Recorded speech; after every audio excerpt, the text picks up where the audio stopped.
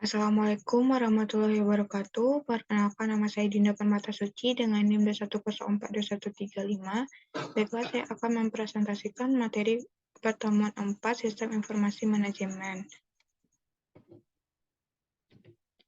Adapun untuk materinya ada 1, software atau perangkat lunak komputer, dan 2, bahasa pemrograman. Baiklah, langsung saja masuk ke materi 1, software atau perangkat lunak komputer.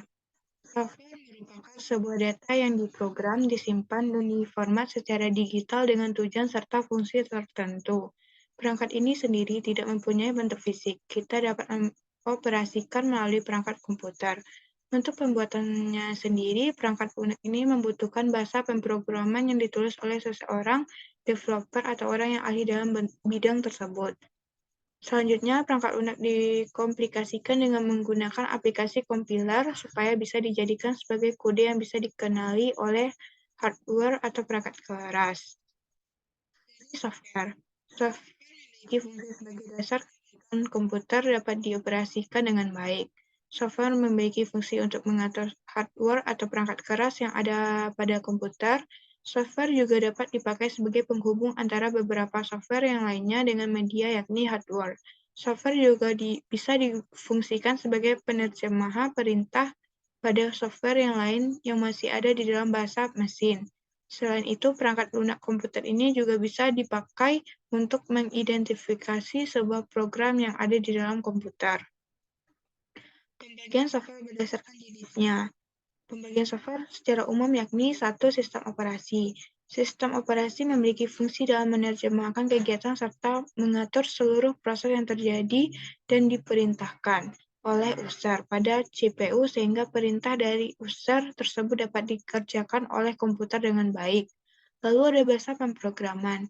Bahasa pemrograman digunakan dalam pembuatan sebuah program. Jika ditelusuri berdasarkan contohnya, terdapat beberapa macam bahasa yang kita ketahui seperti Java, PHP, HTML, C, C++, dan lain-lain. Lalu ada program aplikasi. Sebuah perangkat lunak yang umumnya sudah banyak digunakan dalam menyelesaikan tugas-tugas tertentu. Dalam hal ini, software dapat memiliki fungsi sesuai dengan tujuan pembuatannya.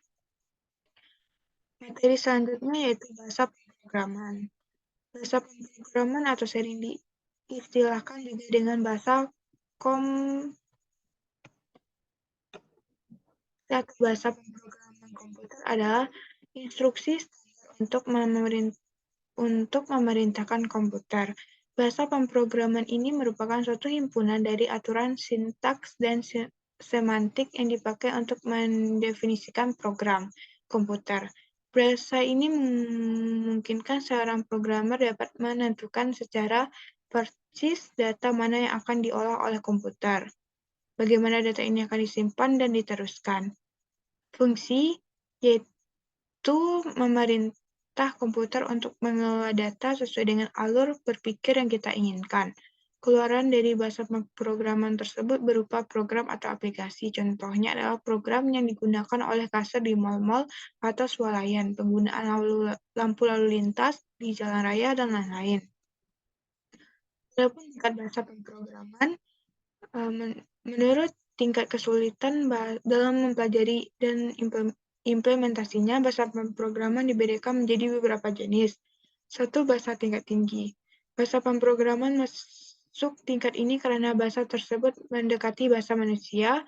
2. Bahasa tingkat menengah. Disebut tingkat menengah karena bisa masuk ke dalam bahasa tingkat tinggi maupun rendah. Dan 3. Bahasa tingkat rendah. Bahasa pemrograman masuk tingkat ini karena bahasanya masih jauh dari bahasa manusia. Adapun struktur dasar bahasa pemrograman. Agar dapat menggunakan bahasa pemrograman sesuai dengan apa yang kita inginkan, harus mengerti struktur dasar bahasa pemrograman yang tepat untuk digunakan.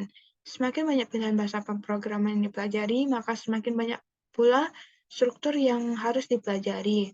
Setiap bahasa pemrograman memiliki struktur dasar bahasa pemrograman yang berbeda-beda, akan tetapi struktur tersebut dapat dimasukkan dalam beberapa kategori. Beberapa kategori struktur dasar bahasa pemrograman dapat dipelajari, yaitu struktur urutan, yaitu struktur algoritma paling dasar yang berisi rangkaian instruksi yang diproses secara sekuensial. Lalu ada struktur perulangan. Dengan menggunakan struktur dasar bahasa pemrograman ini, seorang pembuat program dapat mengatur perintah-perintah dalam programnya agar berjalan secara berulang-ulang. Lalu ada struktur percabangan, yaitu membuat program yang akan terlepas dari membuat sebuah pilihan dalam menjalankan perintah sesuai dengan syarat tertentu. Pembuatan programan dapat menggunakan struktur ini untuk membuat sebuah program dengan beberapa pilihan keputusan yang disesuaikan dengan syarat atau kondisi yang dikehendaki. Baiklah, sekian pemaparan materi dari saya. Sekian terima kasih. Wassalamualaikum warahmatullahi wabarakatuh.